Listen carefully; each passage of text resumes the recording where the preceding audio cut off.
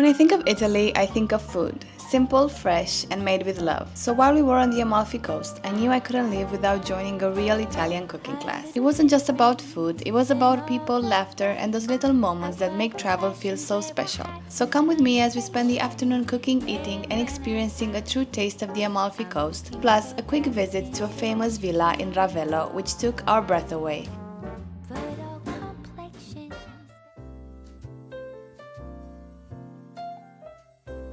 We are now gonna drive to Pianillo, where we have a cooking class with Valentino's cooking class, and we're gonna learn how to make mozzarella, tiramisu, and pasta. Let's go! We drove up to the small village of Pianillo, a peaceful place surrounded by lemon groves and mountain air. There we were welcomed by Valentino, the head chef, and his nephew, both full of warmth and humor.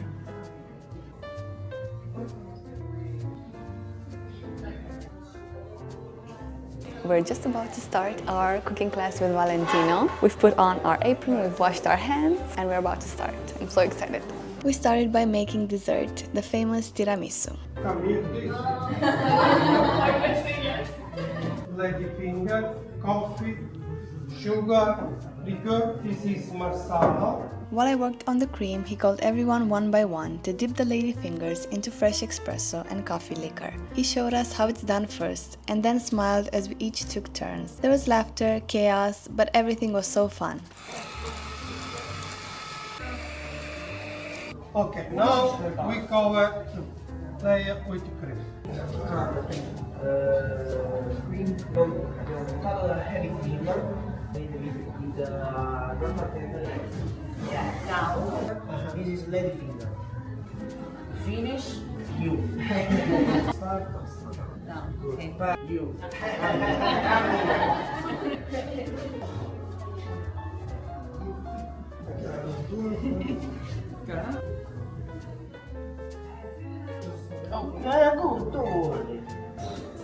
So you like a lot? Yeah. At the fridge for 1 hour. All the people like Seymour. After finishing the delicious tiramisu, we moved on to making pasta, with Valentino explaining to us every step of the way. Pastry for the cannelloni, for fettuccine, it is the same process. This is 1 kilo 600 gram flour double zero. It's very thin flour. For 1 kilo 600 gram, we need 8 eggs. 1 egg for 200 grams and water. Okay. First, we broken the eggs here in the middle. We add the water and then we mix. When this come all wet, we stop. And then we need to dry the dough because first we wet, after we dry. We use it for dry. We use semolina flour. This is more space flour. We dry very fast the dough. Okay. Come on, broken the eggs.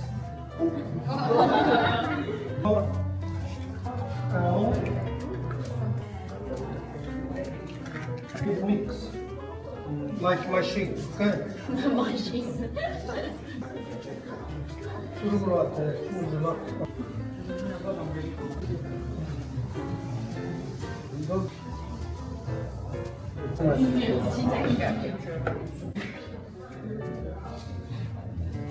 It's all wet. Well done.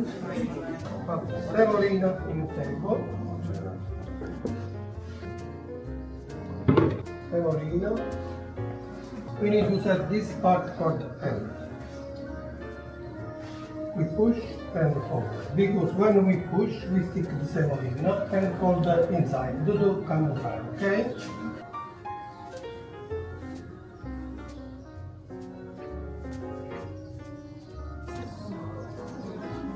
He gave us each a piece, and then came the kneading. That's when the real work began, for almost 45 minutes, and we finally understood what handmade really means. But what made it so special wasn't just the cooking, it was the people. We were each from a different corner of the world, South Korea, England, the United States, and somehow by the end of the class, we all felt like friends. We shared stories, traditions from our countries, and that's the magic of experiences like this. You arrive as strangers, and somehow you end up being friends. And then you visited Korea. But we moved to Korea. nights, so we traveled with the same car.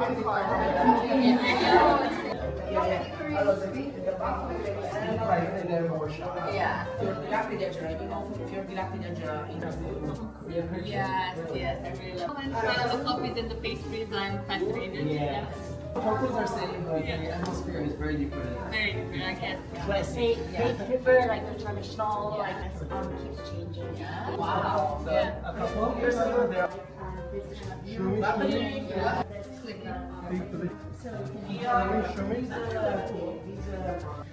Finance. She just told me on the page. But it's like Like this, okay? Like this. is a pasta machine. Larger space numero 0, finish numero 4. Take out. Leave it here. Wow. Semolina, like massage like this, up and down. We change numero 1, finish numero 4. Semolina. okay. The massage again.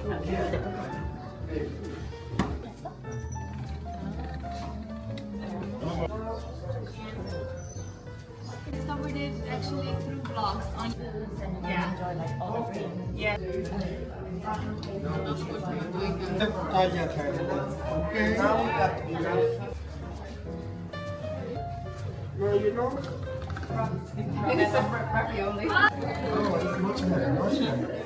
Valentino brought to us the pasta machine and we each took turns in making delicious tagliatelle. I struggled a bit, but this very lovely couple from Korea who were on their honeymoon stepped in and helped me, and together we got it right.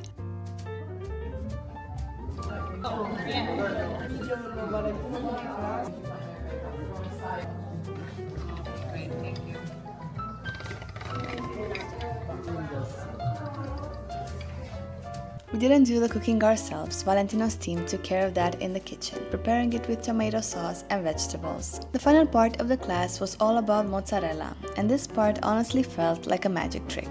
We can make mozzarella from buffalo meat, from cow meat.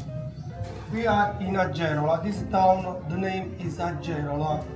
Agerola is famous in the world for mozzarella from cow meat. Because we have the rats of the cow, Agerolese cow. Okay. Good or not? Good. Good or not? So this is not good. This is acidic good. It's sour. Allora, rennet is natural enzyme. Okay. It's a bacteria. Right. In the stomach for the cow, for the goat, for the sheep, there is this liquid. We use this liquid for the coagulation for the milk.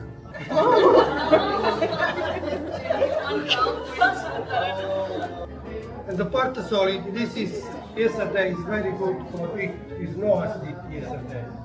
It's good for it. If you want to make mozzarella, we need the fresh cheese becoming acid. Now we put the salt here, salt in cold water. Now we need boiled water. Now we cover with boiled because we need to leave the acidification.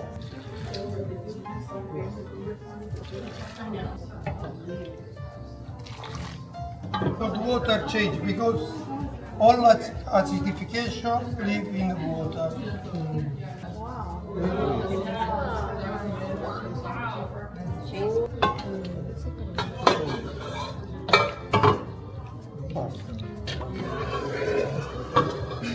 This under the piece, with this end inside, leave for the water and stretching. Okay. We have some noodle. We put again in water, we stick and stretch. It's not ready yet. Take photo first.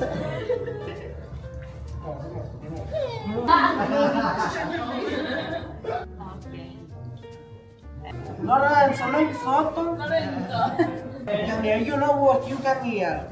Say cheese! Okay? We spread like the book, like this. This part of the... With this, we close the boat, squeeze it, twist, and pull. We have mozzarella. For make this a lot of time on make mozzarella. Cold. One by one, we dipped our hands into the warm water, stretching, twisting, and shaping as our mozzarella took form. We laughed and encouraged each other. A simple but beautiful task, which brought smiles to our faces. Mozzarella master. Squeeze it.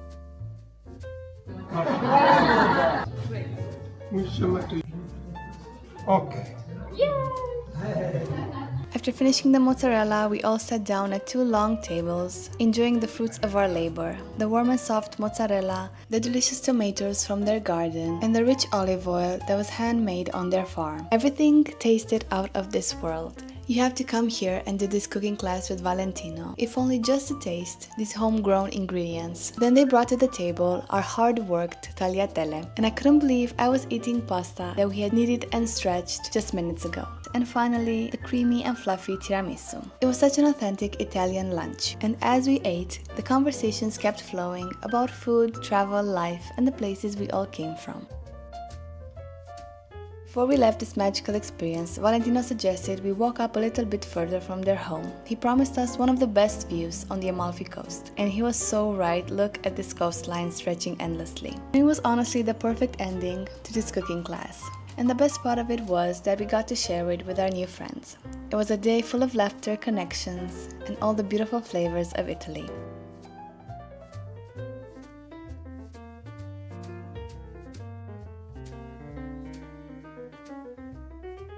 If you ever come to the Amalfi Coast, you have to try out Valentino's cooking class. It's not just cooking, it's sharing stories, celebrating culture, and finding beauty in the simplest of things.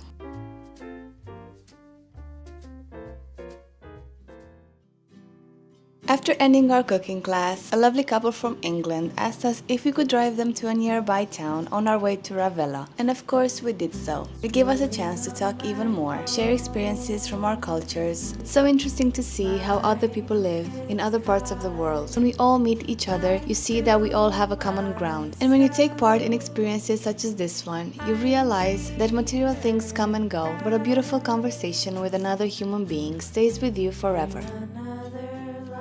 We've just driven to Ravello, and please note that there is this parking spot near the auditorium, and I recommend you park here because there are a lot of zones here in Ravello where you can't even drive on. It's called ZTL, so you're not allowed to drive in these areas unless you have a pass.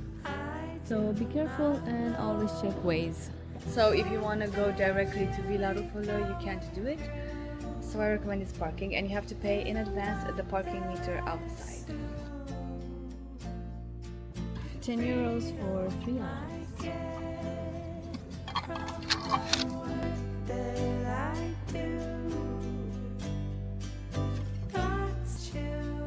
Bought our tickets on the spot, and they were 8 euros each.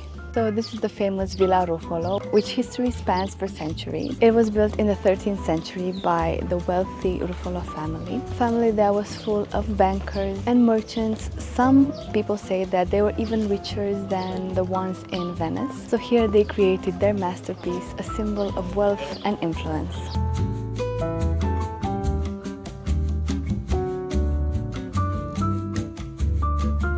So beautiful cloisters. This is the cortile.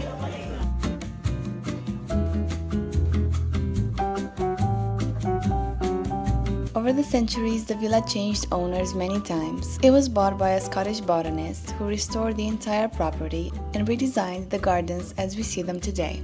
Inside the villa, there are still parts of the original medieval architecture, stone arches, towers, and the old rooms that once hosted nobles and merchants.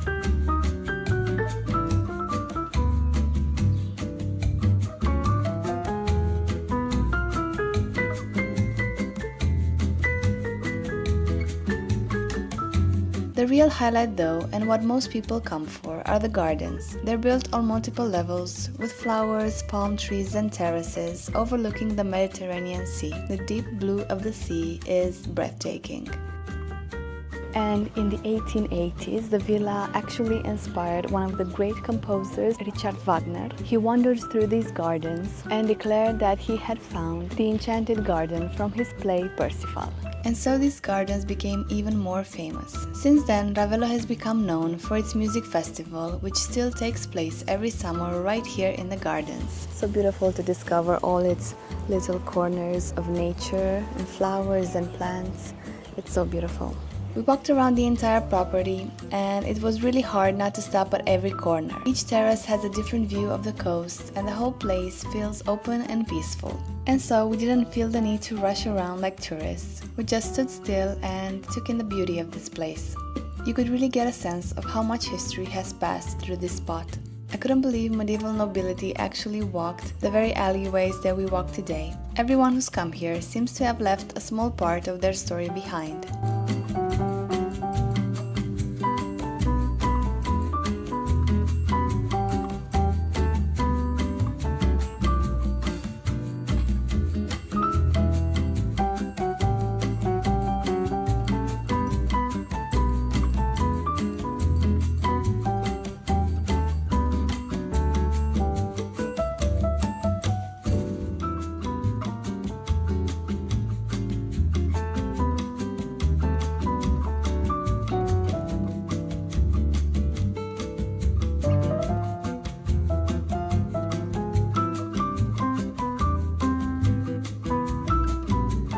So we've just finished visiting the villa. It was very beautiful. We expected it to be quite larger, but the views are exceptional. So if you want to spend a quiet afternoon surrounded by plants and beautiful views of the sea, definitely come check out Villa Rufolo. I'm so tired after our cooking class. The amount of time we kneaded that dough, it was quite tiring. By the end, I was so tired. But it was a really cool experience and we met some really beautiful people and had a great time socializing and exchanging stories. That was my favorite part. Honestly, I really loved it. It was such a fun experience. So if you want to learn how to make tagliatelle like the Italians do, tiramisu and mozzarella, definitely book Valentino's cooking class. You have all the details in the description. Now we're going in search for some coffee. Desperately need some coffee. The tiramisu had coffee, but not enough. We're gonna find a cute cafe and sit and chill for a while. Even if you don't come to Villa Rufolo, this city is pretty cute. It's a very small town, but it's very charming. Wow. We sat down at a cafe, Duomo Cafe, with this view. And I took advantage of your ice cream and put some in my espresso and make an affogato.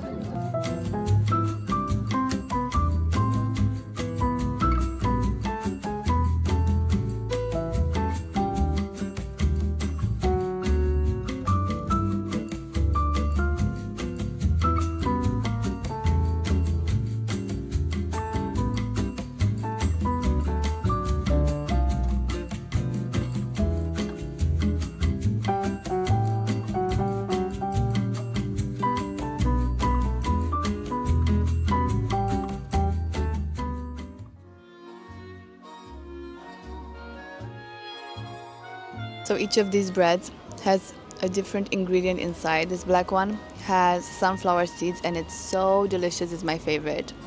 The other one has walnuts and the panettone one has like pork fat, I think you call it. The la cauda lamb and the cotolletto. And a tiramisu to end this beautiful night.